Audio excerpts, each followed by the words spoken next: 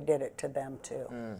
Because it was like the cancellation. Yeah, because they were so very embedded in proving that Trump voters are racist, even though I had done one Humanitas Awards and the Peabody Award for shows on race all through my career and my life, but they just heard that I like Trump, so that means I'm a racist. Well, let's get right into that. And they did that to all my viewers too, and then, you know, they repeat and repeat and repeat in the news so that they think it becomes the consent of the public. And I remember watching coverage of when you sent that tweet about Valerie Jarrett, and as a result, they canceled your show and then later brought it back without you. They stole it from you. It's your show.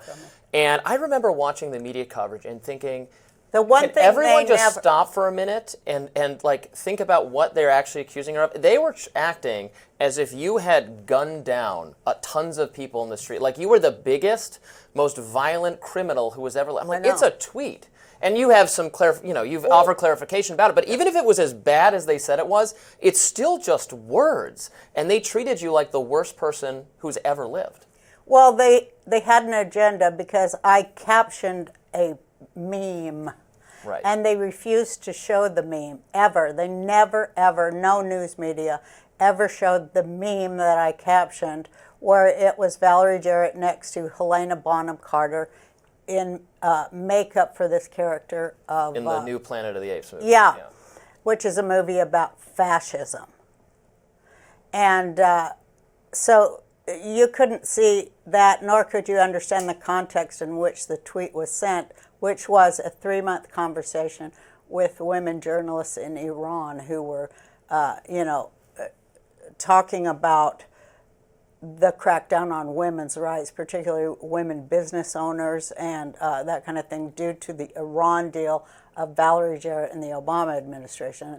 I was appalled at the way women were, being gunned down sometimes because they took off the hijab. And America caused that, and the Obama administration knew that was going to happen. It happened in Egypt too, and they just it seemed to me that they brought fascism there, and I saw the beginnings of Obama militarized the police in America, and I saw the beginning of it here. So I was involved in that political discussion for years. And then when I saw the meme, I thought, oh my God, this is perfect. Muslim Brotherhood plus the movie about fascism had a baby, and it's Valerie Jarrett, right? And I still think it's the greatest caption that's ever been. But they never showed the meme, and so they thought that I said, basically Hollywood's, the liberals' translation of that whole context and conversation was, black people looks like monkeys. Because they are so horrendously racist, and I fought that racism in those writing rooms, in those meetings, all of my career, every single day, and then to have those people say that about me was just too much. So, and because I say they are so racist that when they hear the word ape, they think of a black person. I swear to God. And their racism and classism is so off the charts. And, I say first they silence the people that they then speak for.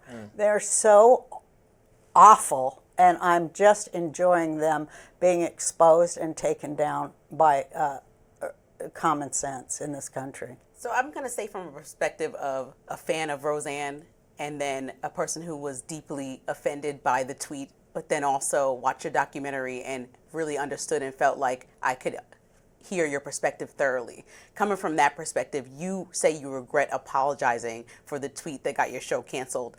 But do you think that there was care, not just intent, there needed to be care around that topic, and it's still needed today? Like, looking back, you might not regret the apology, but do you think, knowing the history of Black people in this country, why that wording getting mixed up and misinterpreted is offensive, and still think it's worth the apology? Well, I did apologize for any hurt feelings I caused. And of course I stand on that, because even though it was misinterpreted and mischaracterized as a racist rather than a political tweet, I understand that it hurt people, and for that I apologize, even though I had no intention of that, and it was not even in my mind, because I thought Valerie Jarrett was Iranian. She was born in Shiraz, Iran, and you know, I was, as a Jew who supports Israel because I have family living there, I may have fallen down that rabbit hole a little bit to only see the Iranian deal and those who wrote it as being anti-Semitic and anti-Israel. And so that was my perspective. And yes, I have apologized to people who feel that I said something racist, but that was never my intention, and it wasn't what I meant. And it's just sad. It's just sad. And I want to ask really quick, Robbie. So the comedian Monique, who I really like, I know she has controversy around her, but I like her. Well, she's great. She said that you have supported Black communities for years. And, you know, she said there's things that people might have missed about, you talked about humanitarian awards. What do you think it is that people miss to now tie your legacy to being canceled for racism when you say you have a history of campaigning and championing people of color? What have they missed? Yeah, what have they not seen? What are some things that you think people go unnoticed about what you may have done in the past? Well, when I ran for president, I ran as the representative of the Black Caucus of the Green Party, which with Cynthia McKinney as my and when we approached the Green Party, this is another painting of the racism of the left. When we approached the Green Party that I was going to be the representative of the Black Caucus there, they didn't even know there was a Black Caucus of their own party. And it was like that every single day. When I had a Muslim woman as my campaign manager, and I also had a man who was from Nation of Islam, and because my campaign was always about, don't let them divide and conquer us, unite, despite your differences. If we have like 10% difference in what we think, we have 90% agreement, and let's get on that, because they're going to take all of us down. They're going to put us behind bars. They're going to increase, they're going to set America on fire. And I've known it for a long time, because it's a color revolution, Marxism 101, and I've seen it my whole life. I've seen it because my family came from it and escaped it in many cases died because of it. And I hate racism. I hate it. I believe it is the devil, and it is part of my religion to hate it and to stamp it out. And people may not know that. And in a turn of a phrase, in a country where people know about this much about Iran and their vow to destroy my people, they don't even know that that's going on. And it's just so sad, because I feel we're fighting for the soul of America. Do we believe in the God of the Bible, the God of Abraham, or are we just people who believe in the state?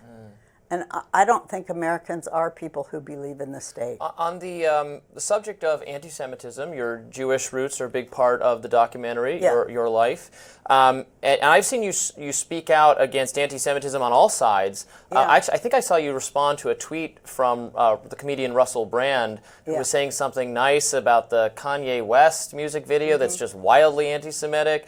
You do see it. There's obviously left anti-Semitism. I changed my mind on the Kanye one. Oh, tell us. I always watch Kanye because I know he has a fear of God in him, which I respect, I understand the desire to bring something good here to this planet, which I think all artists have. But after he got in trouble and everything, he came back and said, I'm done with anti-Semitism, and I have to admit I'm addicted to dental drugs, whatever they're called.